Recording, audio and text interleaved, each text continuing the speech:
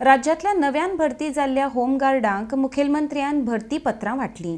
261 होमगार्डांक नेमणूक पत्रां दिल्यात, जाल्यार तातूंतले 166 उत्तर गोंयांत जाल्यार 95 दक्षिण गोंयांत सेवा दिवपाचे आसा।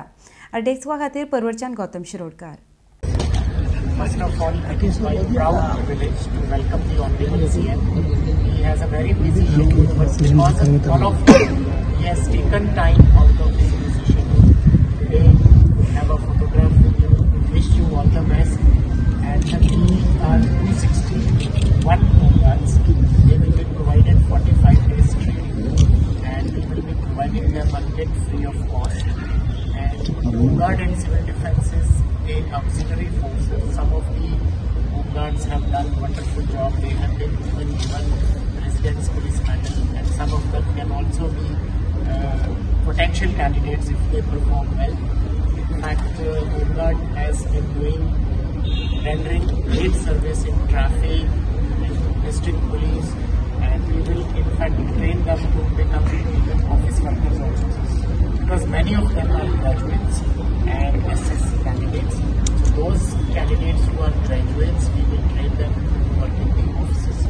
So today they are for you for getting your Ashirwad and 260 जण नवीन होमगार्ड व्हॉलंटियर आयज सर्विसेन आयच्यान जॉइन जाता। तुमची 45 दिसाची ट्रेनिंग आसतली। पयल्यान पयली 45 दिसाची ट्रेनिंग तुम्ही व्यवस्थित घेवप हे खूप इम्पॉर्टंट आसा, आणि जो ट्रेनिंग कंप्लीट जाता तोच होमगार्ड म्हणून त्याची सर्विसीस कंटिन्यू जातली, अदरवायज ब्रेक जातली। ही पहिली गजाल आसा। दुसरी गजाल, होमगार्ड जे सगळे आसा त्यांनी आपलो कंडक्ट आणि सर्विस खूप बरी दवरची।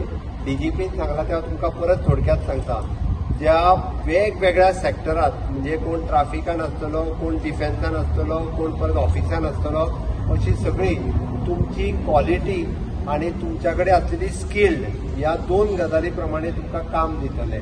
तुम्ही कोण बरो बरोवंक जाणा ताका ऑफिसांनी काम मेळूंक शकता, बरो कोण आनी कितें स्कील आहा ताका त्या त्या जाग्यार काम मेळपाक शकता। ती तुमचेर डिपेंड आसता, तुम्ही तुमच्यो स्किल्स कश्यो दाखयतले ट्रेनिंगाच्या वेळारूच। ओके, तुमच्या सगळ्यांचे पोस्टिंग तुमच्या तालुक्यात आणि हांगासर लागीत आसतले, त्याबद्दल दुमत ना।